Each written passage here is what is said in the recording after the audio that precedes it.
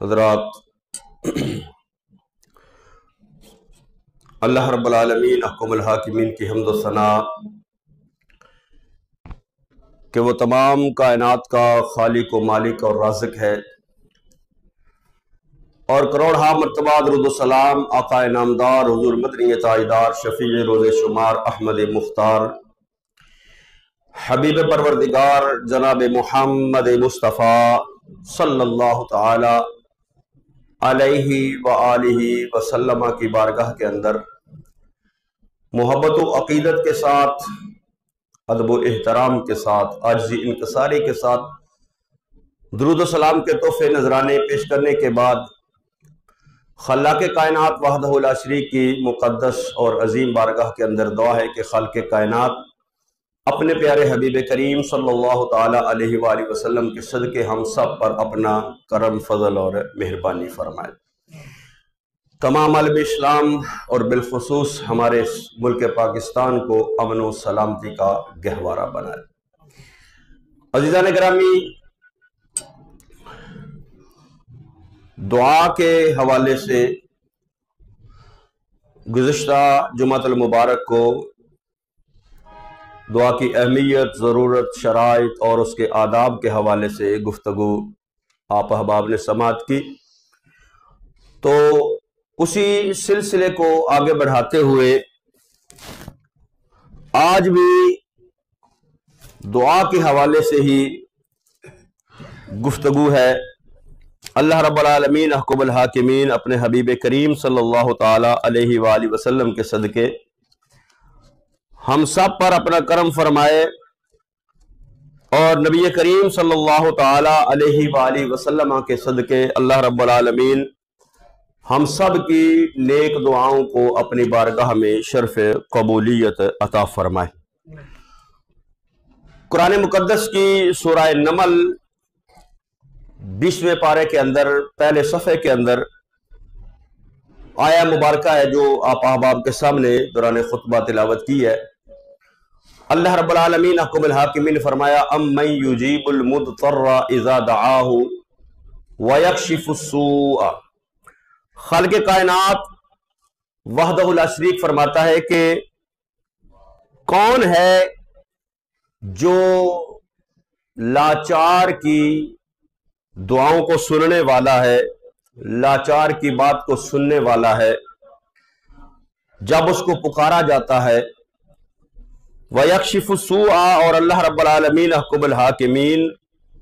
اس سے برائی کو دور کر دیتا ہے۔ یعنی اللہ رب العالمین احکم الحاکمین نے قرآن مقدس کی سورہ نمل کے اندر دعا کے حوالے سے یہ بیان فرمایا کہ دعاؤں کو سننے والی ذات اللہ رب العالمین احکم الحاکمین کی ہے، اور جب کوئی بندہ بے چین ہو کر، بے قرار ہو کر، لاچار ہو کر اللہ رب العالمین احکم الحاکمین کو پکارتا ہے، اس کی بارگاہ کے اندر دعا کرتا ہے، تو خالق کائنات وحدہ لا شریک اس کی دعا کو ضرور سنتا اور قبول فرماتا ہے، اور اس سے برائی کو دور فرما دیتا ہے۔ تو خالق نے فرمایا امن یجیب المضطر اذا دعا، فرمایا کون ہے جو دل مضطر کی دعا کو سنے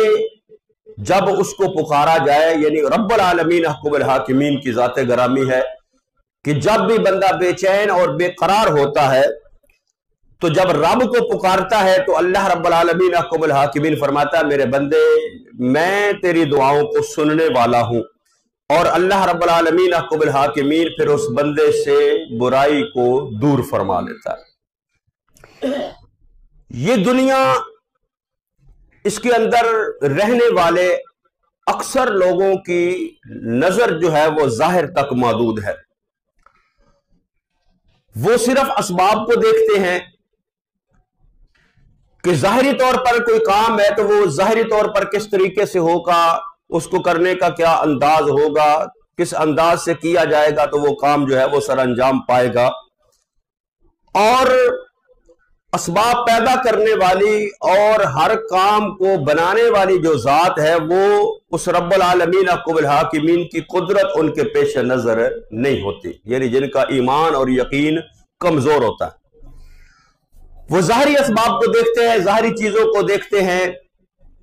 और अल्लाह रब्बुल आलमीन अहकुमुल हाकिमीन की जात पर भरोसा नहीं करते। वो समझते हैं कि बस ये दुनिया की दौलत यही सब कुछ है, ये दुनिया की मईशत यही सब कुछ है, ये दुनिया के अंदर जो साइंस और टेक्नोलॉजी आ गई है यही सब कुछ है। लेकिन जब रब्बुल आलमीन अहकुमुल हाकिमीन की बारगाह से मौत का बुलावा आता है, मौत का झटका लगता है, दौलत बेकार हो जाती है, मईशत फजूल हो जाती है और टेक्नोलॉजी जो है वो धरी की धरी रह जाती है, अल्लाह का अमर जो है वो गालिब होता है। तो ऐसे लोग जिनकी नजर सिर्फ ज़ाहिरी असबाब पर होती है, वो बातन की तरफ या अल्लाह रब्बुल आलमीन अहकुमुल हाकिमीन की तरफ रुजू नहीं करते, तो ऐसी सोच रखने वालों को जो है वो मादा परस्त कहा जाता है, मटेरियलिस्ट और आवारा फिक्र के लोग। लेकिन एक बंदा मोमन, एक मुसलमान जो है उसकी सोच ऐसी नहीं होती। इस्लाम अपने मानने वालों की तरबियत ऐसे नहीं करता।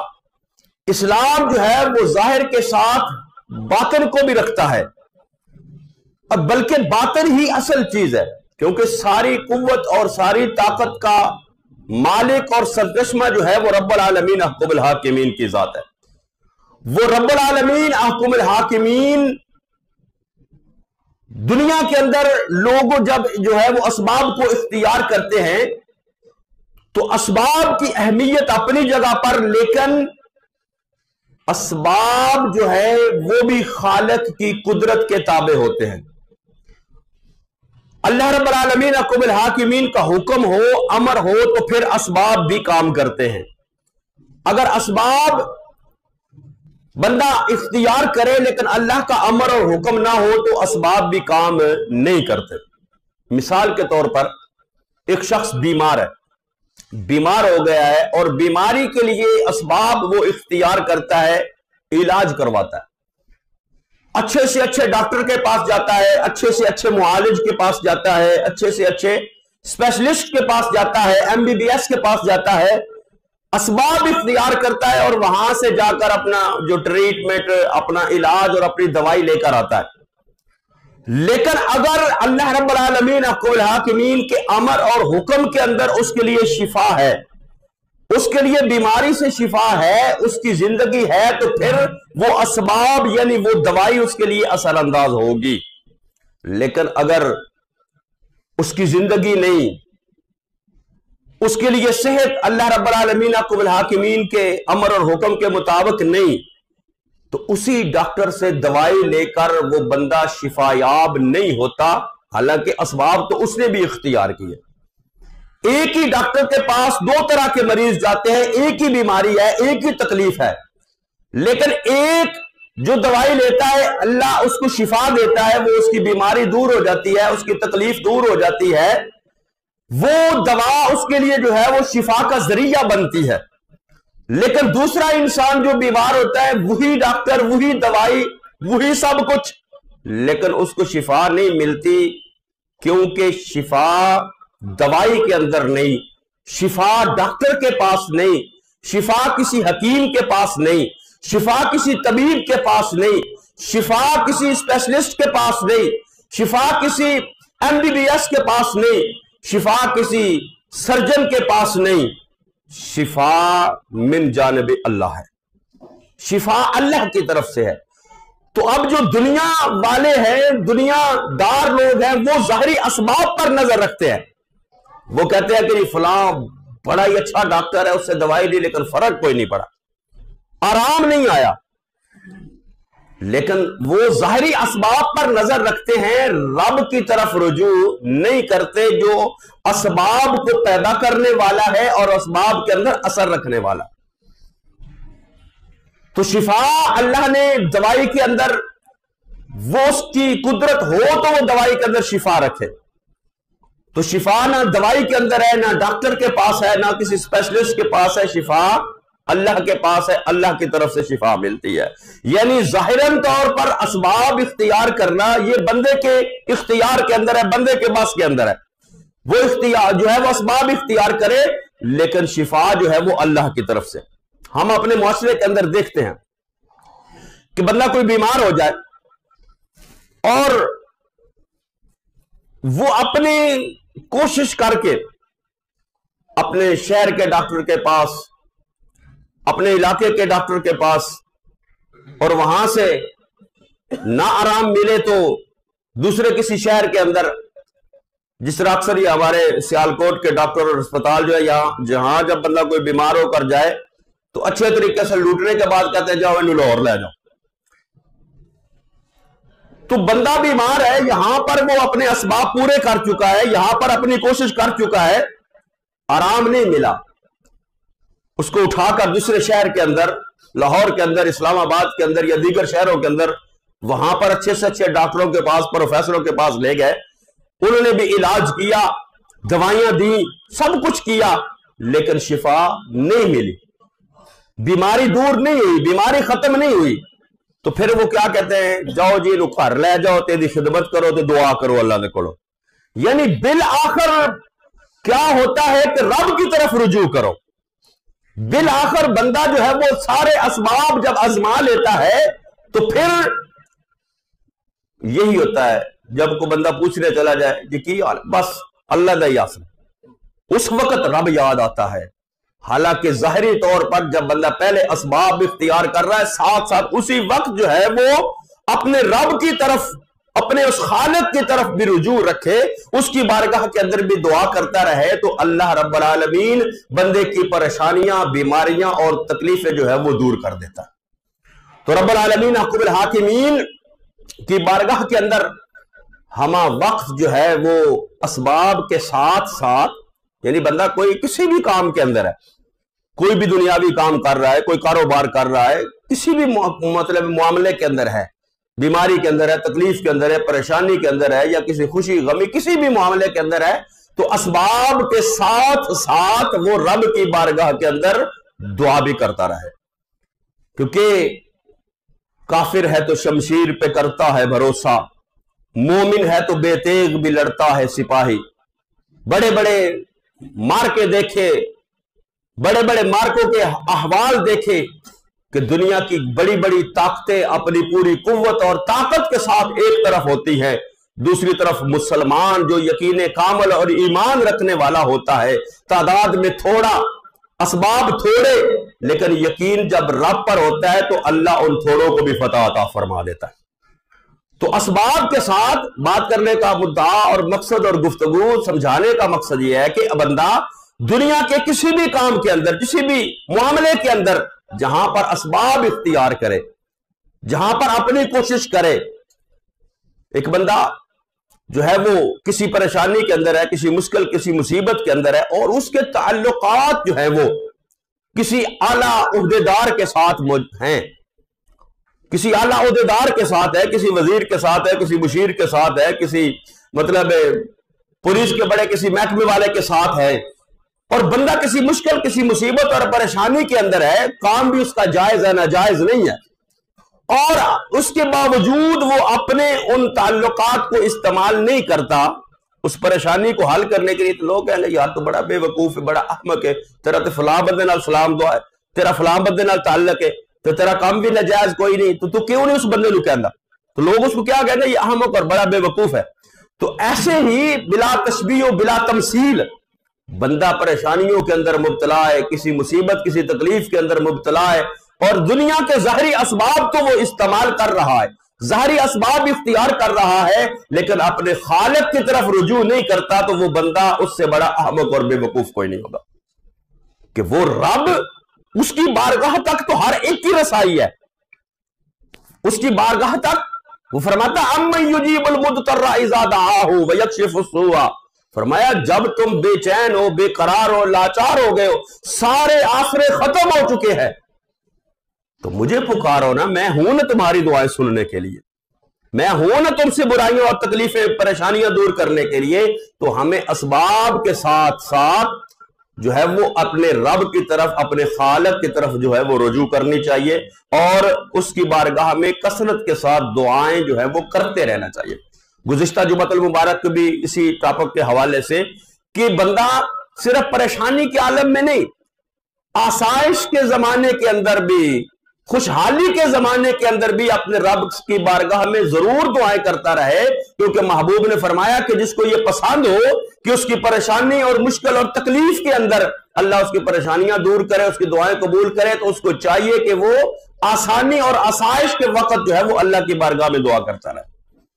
سرکار دو عالم صلی اللہ تعالی علیہ وآلہ وسلم بکثرت اللہ کی بارگاہ کے اندر دعائیں کیا کرتے تھے، دعائیں فرماتے تھے، اور اتنی جامع اور حسین دعائیں۔ نبی کریم صلی اللہ تعالی علیہ وآلہ وسلم کا یہ کمال تھا، یہ معجزہ تھا کہ اللہ رب العالمین حکم الحاکمین نے آپ کو یہ شان اور یہ کمال عطا فرمایا تھا کہ آپ بات مختصر ہوتی، الفاظ مختصر ہوتے، لیکن ان کے اندر علم و حکمت کے جو ہے وہ سمندر جو ہے وہ اللہ رب العالمین کے محبوب کریم جو ہے وہ بند کر کے رکھ دیتے، یعنی جوامع الکلم۔ تو آقا دو جہاں صلی اللہ تعالی علیہ وآلہ وسلم نے جو دعائیں کی اپنے رب کی بارگاہ کے اندر، وہ اتنی جامع اور اتنی حسین ہے کہ ہم کوشش کر کے بھی اپنے الفاظ کے اندر اسی طرح کی دعائیں جو ہیں وہ خوبصورت اور پرمغز نہیں مانگ سکتے۔ یعنی جو دعائیں رسول خدا صلی اللہ تعالی علیہ وآلہ وسلم نے دعائیں کی ہیں، محبوب کریم صلی اللہ تعالی علیہ وآلہ وسلم کی زبان اقدس سے جو دعا کے الفاظ نکلے ہیں وہ کتنے حسین اور کتنے پیارے اور کتنے پر اثر ہیں کہ ہم اپنی جتنی بھی کوشش کر لیں، اپنی زبان کے اندر کسی اور زبان کے اندر بھی ہم کوشش بھی کریں تو اس طرح کی دعا ہم مانگ نہیں سکتے۔ اور پھر زبان مصطفیٰ صلی اللہ تعالی علیہ وآلہ وسلم سے جو نکلنے والی دعا ہے اس کے اندر تاثیر بھی بڑی ہے۔ جو دعا زبان مصطفیٰ سے نکلی ہے، جو الفاظ زبان مصطفیٰ صلی اللہ تعالی علیہ وآلہ وسلم سے نکلے ہیں، ان کے اندر اللہ نے تاثیر بھی رکھی ہے کہ وہ کلمات رب کی بارگاہ کے اندر مقبول ہوتے ہیں۔ تو آپ بندہ کسی بھی زبان کے اندر رب کی بارگاہ کے اندر کرے، کسی بھی زبان کے اندر مانگے، پنجابی، اردو، سندھی، فارسی، انگریزی،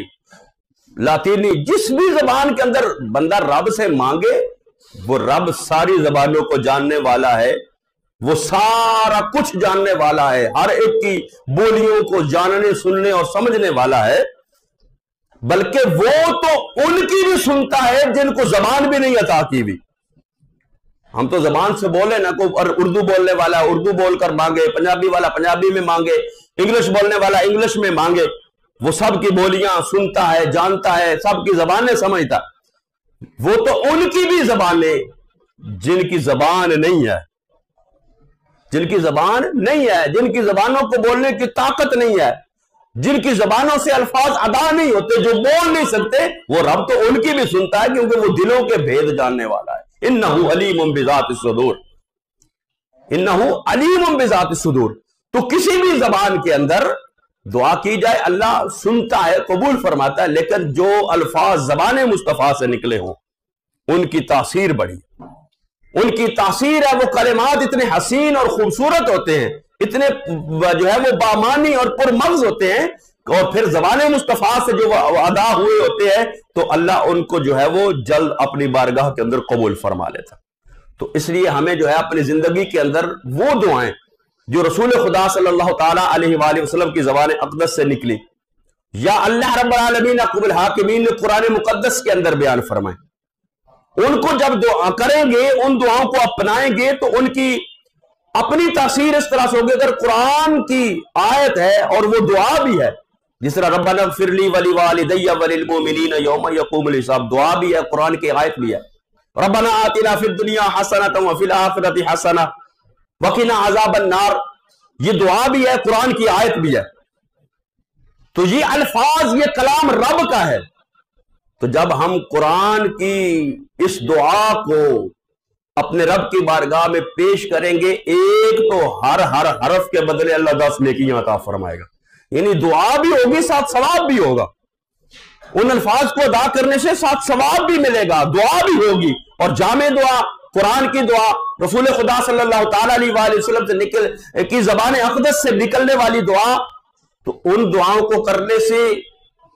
باقی بندہ اپنی زبان میں دعا کرے، دعا تو ہو جائے گی، لیکن جب زبان مصطفیٰ سے نکلی دعا اس کو اپنائیں گے یا جو قرآن مقدس کے اندر جو دعائیں اللہ رب العالمین احکم الحاکمین نے جو بیان فرمائی ہیں، ذکر فرمائی ہے، اگر ان کو کریں گے تو دعا بھی ہوگی، ساتھ ثواب بھی ملے گا، ڈبل کام، ڈبل فائدہ۔ آقا دو جہاں صلی اللہ تعالی علیہ وآلہ وسلم سے مذکور جو دعائیں ہیں، ہم اپنی روزمرہ زندگی کے اندر اس کو حصہ نہیں بناتے۔ حالانکہ یہ سکول جو ہے، سکولوں کے اندر بچوں کو چھوٹی چھوٹی دعائیں سکھائی جاتی ہیں، کھانا کھانے سے پہلے کیا پڑھنا ہے، واش روم جانے پر کیا کرنا ہے، کون سی دعا ہے، واش روم سے باہر آ کر کون سی دعا ہے، سونے کے لیے کون سی دعا ہے، جاگنے کے لیے کون سی دعا ہے، یہ دعائیں سکھائی جاتی ہیں بچوں کو سکولوں کے اندر، لیکن وہ سکولوں تک ہی محدود رہ جاتی ہیں۔ کیوں؟ ان کا پریکٹیکل جو ہے وہ عملی زندگی کے اندر نہیں ہوتا۔ گھر میں آ کر نہ ہم ماں باپ وہ دعائیں جو ہے وہ پڑھتے ہیں، نہ پھر اولاد جو پڑھتی، بس وہ سکول میں یاد کی، سکول میں سنا دی، کچھ وقت گزرا تو وہ جو ہے ویسے ہی بھول جاتی۔ تو ہمیں دعائیں جو ہے وہ اپنانی چاہیے جو رسول خدا صلی اللہ تعالی علیہ وآلہ وسلم نے کی، اور پھر ان کا جب معنی ہم سمجھ کر ان دعاؤں کو مانگیں گے تو پھر اس کا لطف بھی آئے گا، سرور بھی آئے گا، پھر اللہ کی بارگاہ میں قبول بھی ہوگی، پھر ان دعاؤں پر ہمیں ثواب بھی ملے گا۔ نبی کریم صلی اللہ تعالی علیہ وآلہ وسلم کے صحابی اور دوہرے داماد حضرت عثمان غنی رضی اللہ تعالی عنہ بیان کرتے ہیں کہ آقا دو جہاں صلی اللہ تعالی علیہ وآلہ وسلم نے شرط فرمایا، ایک دعا ذکر فرمایا جو بندہ اس کو صبح 3 مرتبہ پڑھ لے سارا دن اللہ اس کی حفاظت فرماتا ہے، اللہ کے فرشتے حفاظت فرماتے ہیں، اور جو شام کو اس کو پڑھ لیتا ہے تو اللہ رب العالمین احکم الحاکمین جو ہے وہ شام کو پڑھے ہوئے کی دعا شام سے لے کر صبح تک اللہ رب العالمین احکم الحاکمین جو ہے وہ نقصان سے اللہ اس کو محفوظ کرتا ہے۔ دعا کون سی؟ آسان ہے، کھانا کھانے سے پہلے بھی اس کو پڑھتے ہیں، بسم اللہ الذی لا یضر مع اسمہ شیء فی الارض ولا فی السماء وهو السمیع العلیم، چھوٹی سی دعا ہے، لیکن کیا اس کا فائدہ کتنا ہے؟ ویسے ہم کہیں اللہ کی بار یا اللہ ہمیں ہر نقصان سے محفوظ فرما، دعا وہ بھی ہے، لیکن یہ زبان مصطفیٰ سے جو نکلنے والی دعا ہے، اس دعا کے اندر تاثیر ہے۔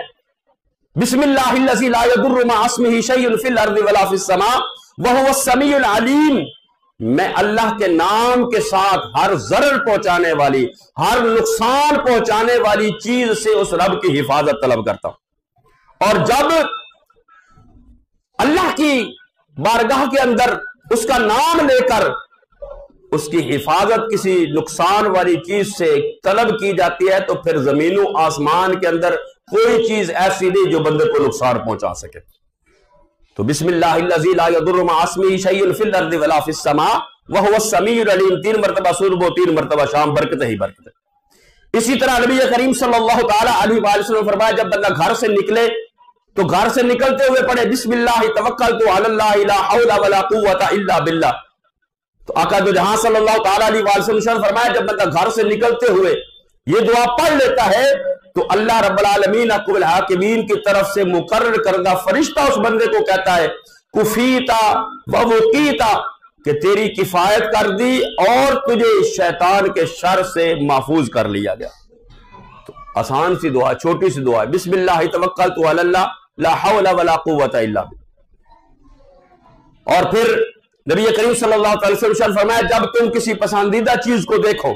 کوئی چیز اچھی لگے، کوئی چیز خوبصورت لگے تو اس وقت کیا پڑھو؟ فرمایا ماشاء اللہ لا قوت الا باللہ، فرمایا تم یہ پڑھ لو گے اللہ اس چیز کو،